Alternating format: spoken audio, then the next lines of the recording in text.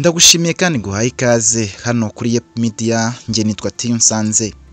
Ni umwanya w'ikiganiro The Facts, ikiganiro umenyeramo amakuru atandukanye cyane cyane hajyanye n'ubuzima bw'imitekerereze ndetse n'ubuzima bwa buri munsi tunyuramo n'imibanire y'abantu muri rusange.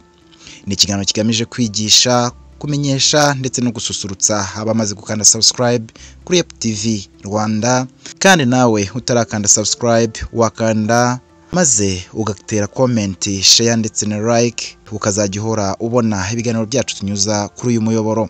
Uyu munsi twagwitiyemo kukubwira no kugusobanurira amahame 13 agenga umugabo nyawe kandi akamugenga akaba umugabo hamye. Niba rodakurikiza aya mahame biragoye ko bazakwita umugabo hamye cyangwa se ukaba mu buzima bwawe wa mugabo wa nyawe uko wabibona kose, haba wowe cyangwa se ukugaragara muri societe. Ubu umugabo ni ikintu gikomeye mu buryo bwihariye, kuko kugira ngo witwe umugabo biraharanirwa nyine ibitekerezo byawe, imyitwarire yawe ndetse n'ibyemezo ufata nibyo bigena hazaza ha benshi mu buzima bwa buri munsi, cyane cyane umuryango wawe. Nubwo umugabo yunganirana n'umugore, hari byinshi bisaba kugira ngo umugabo agumane ubudahangarwa bwe kandi abe ubikwiye hatabayeho kubera. Uyu munsi turavuga ku bagabo, turakubwira amahame 13 umugabo cyangwa umusore hafite kurangwa nayo kubwo gusigasira uwo ari we. Nakubwiye ko yari Yep Media, ikiganiro The Facts. Nge nitwa Tiyunsanze. Ihame rya mbere: ntukongere kwizera umugore waguciye inyuma. Iyo umugore aguciye inyuma ntaho aba agukinze, abakweretse ko hari icyo udashoboye kandi ko yihanganye bihagije bigakomeza kukunanira. Ushobora kuba uhugira mu kazi ntakubone, ashobora kuba kandi hatagukunda ndetse bigashobora guterwa n'ibindi bintu bitandukanye.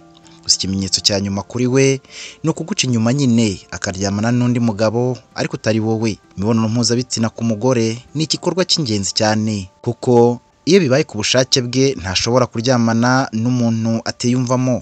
Rero mugabo, niba uzi ko yaguciye inyuma, kumubabarira si bibi, ariko zibukira ntuzongere kumwizera namba nk'uko wabikoraga mbere. Aho agiye ejo cyangwa aho yagiye ejo nanone aba yasubirayo, cyane cyane iyo yahagiriye ibihe byiza kurusha ibyo muwugirana ari wowe nawe muri kumwe. Rero bumuntu ufata icyemezo, wige kureka kandi ntugasubira inyuma mu rugendo rwawe uba watangiye. Ihame rya kabiri: ntugasuhuzanye uri no kwicara. Umugabo nyawe akora igikorwa kimwe cyajya mu buryo agishakamo agakurikizaho ikindi. Niba uri mu ruhame ntabwo uri umunyembaraga mu gihe uha umuntu umukono cyangwa se umusuhuza ukabifatanya no guca bugufi wicara. Hagarara, uhana akaboko n'uwo musuhuzanya ugihagaze, uzajye ubikora utyo kandi ubikore umureba mu maso nk'uko nawe hazaba kureba. Ujye uhagararana icyizere wifitemo kandi ubigaragaze, wumve ko uri umunyembaraga nyine. Guhana umukono cyangwa akaboko byawe ni igisobanuro cy'ijambo ryawe n'imbaraga z'ijambo ryawe ku muntu uwo ari we wese muri gusuhuzanya. Iteka ujye uharanira kurinda isezerano kandi ubikore nta shiti, kandi ntugatakaze amahirwe uzahura nayo yose. Ihame rya gatatu: ntuzemere gusuzugurwa n'umugore. Aha ndakubwiza ukuri ko umunsi wa mbere uzemera gusuzugurwa n'umugore ari nawo munsi wa nyuma uzaba umugabo mu maso ye. Hagarara ushikamye, urwanire icyubahiro cyawe kandi ntuzafata agasuzuguro nk'ibisanzwe, kuko karakura. Ufite agaciro kandi ukwiye kubahwa. Ibyo rero ugomba gutuma bimenya kandi akabimenyera ko ari uko nyine wiyumva. Niba waragerageje uko ushoboye ngo agabanye agasuzuguro no kugusuzugura ntabibone, aho ntugahatinde, igendere hakiri kare, kuko ntabwo azigera kubaha na rimwe mu buzima bwe. Nudafata umwanzuro hakiri kare uzabaho ubabaye, kandi nta kiyaza ubwonko bw'umugabo nko gusuzugurwa, kandi nta kimunyura nko kubahwa. Ihame rya kane: ntukageze aho ukena ugira ngo ushimishe abandi. Abagabo badahamye nibo bonyine, cyane cyane mu by'ubutunzi, baroho hazaza habo mu muyonga w'umuriro bagira ngo bababone kandi kubabone ko bakoze ibikorwa byose bakitangira abandi mu bijyanye n'ubukungu, kandi ugasanga bo basigaye amara masa. Kubera icyo uri kubikora ngo bakubone, aho kubikora ngo bigire icyo bihindura mu buzima bw'abantu batuye isi. Wibikora kugira ngo bakubone, ahubwo bikore nawe ukomeze kandi ugaragare, ubu umuntu bigaragara ko nyine hari icyo wakoze.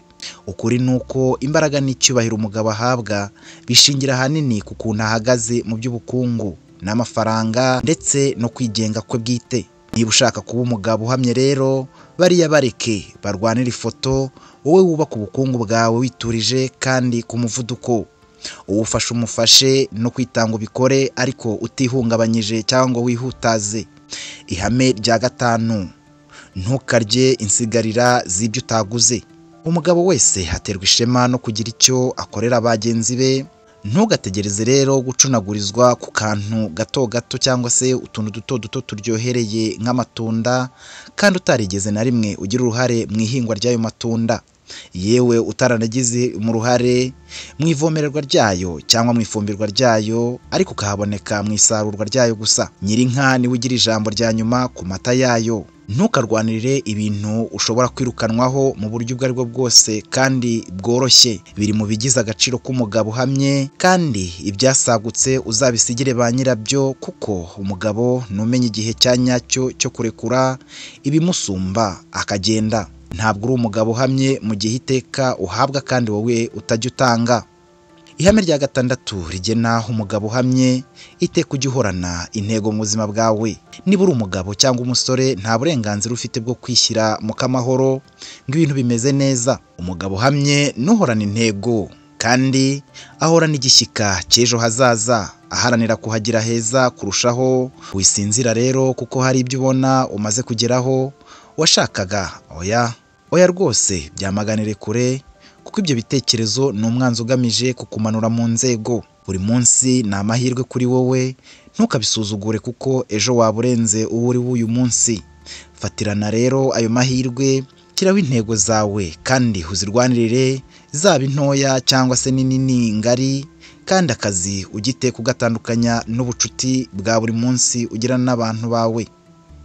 Ihame rya 7: ntuzemere kwegezwayo byoroshye. Umugabo uhamye ahagarara mu mwanya we yemye kandi ntawe ubasha kuwumukuramo mu buryo bumworoheye. Umwanya wawe ni uw'agaciro kandi wahagiye kuko ushoboye ibyaho. Wicibwa intege n'umugabo mugenzi wawe kandi ntacyo yakoze cyakunaniye. Niwibeshya rimwe ugatuma umuntu aza akaba ari ufata intebe y'ubuyobozi ku buzima bwawe bwite, uzamenye ko utagihari wowe. Uzabaho ufatirwa ibyemezo kandi ntabwo bizagushimisha nyuma yabyo.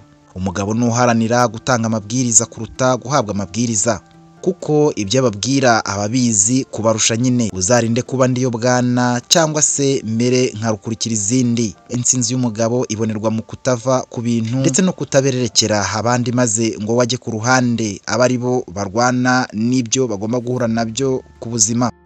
Ihame rya 8 mu mahame agenga umugabo uhamye: mbere yo gusubiza jya ufata akanya gato. Baravuga ngo umugabo nuvuga ijambo azasubiramo, kandi ngo hakarenza umunwa karushye hamagara. Abandi baravuga bati akari ku mutima hagasesekara ku munwa. Ese ibi ngibi koko wemera ko ari byo? Nyumva neza, niba ubajijwe ikibazo ntukihutire gusubiza cyane. Ntugahubuke kuko kugira ubwonko bubangutse ntibipimirwa ku munwa wawe gusa. Fata amasegonda byibura hagati ya 2 na 3 cyangwa 3 na 4 wumva ikibazo maze ukigenera igisubizo.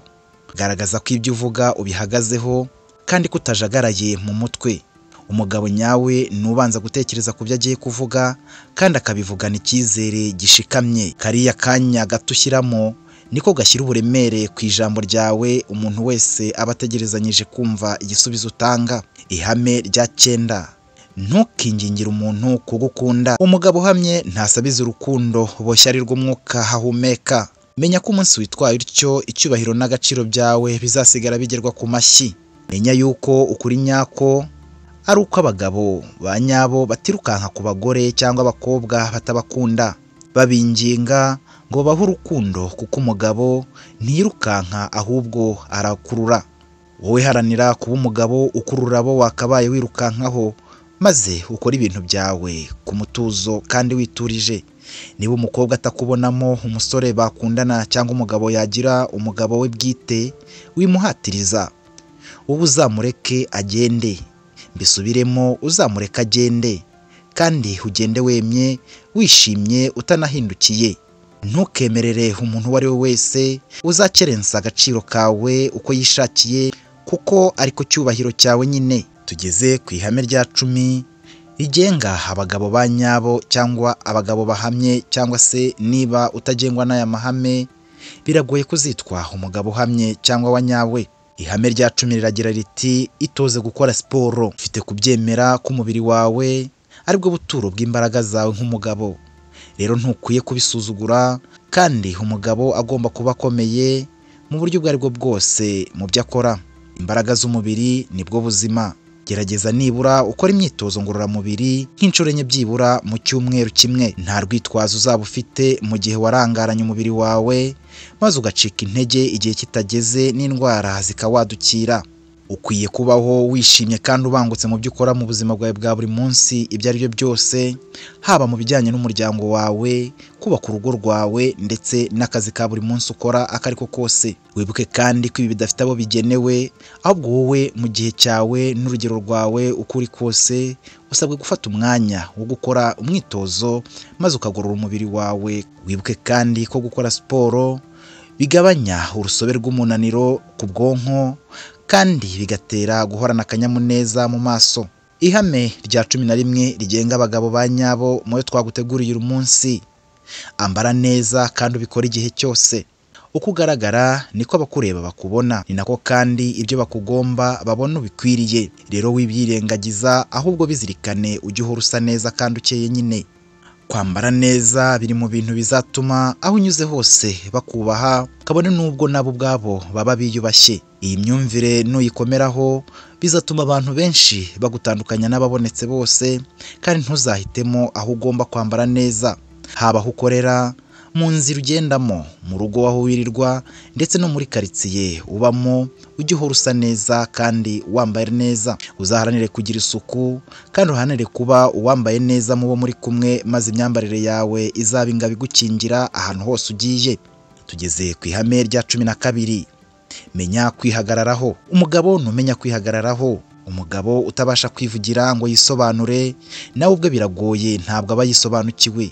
Menya gutandukana n'uwo muntu rero, kuko si we wawe kandi ntabwo ari we uri we. Imbaraga ufite, ubwenge ufite, kwigirira icyizere byawe, ubumenyi no kumenya kwifata icyemezo nibyo bizagufasha kumenya uburyo wakikura mu kibazo icyo ari cyo cyose wakisangamo, ukakivamo wemye kandi ukahatambukana umucyo. Ntuzigere wishingikiriza abandi wowe utaragerageza basi, ahubwo uzagende nyambere mu kurinda izina ryawe n'icyubahiro cyawe. Ubwirinzi bwawe bwa mbere buzave muri wowe ubwawe, abandi bazaze wenda bakunganira. Ihame rya nyuma hari naryo riheruka, ni ihame rya 13 rigenga abagabo bahamye cyangwa se umugabo wa nyawe: hagarika kureba filimi z'urukozasoni. Iri hame rirakomeye, ariko ntabwo uzumva abantu benshi barivuga. Nta muntu uzumva abivugaho, ariko benshi mu bantu b'igitsina gabo bari guhura n'ingaruka nyinshi zabanye icyorezo kandi zishobotse ku kureba filimi za pornography. Nk'umugabo rero uhamye kandi ufite intego, uzirinda izi ngeso kandi uzayirandure burundu. Itera ingaruka zikomeye cyane zirimo kwikinisha, kwiburira icyizere mu buzima, kwitinya no gutinya abantu b'igitsina gore, no kugira ibibazo byo kudashimisha uwo mwashakanye cyangwa umwunganizi wawe mu gihe cyo gutera akabariro, irimo kurangiza vuba n'ibindi.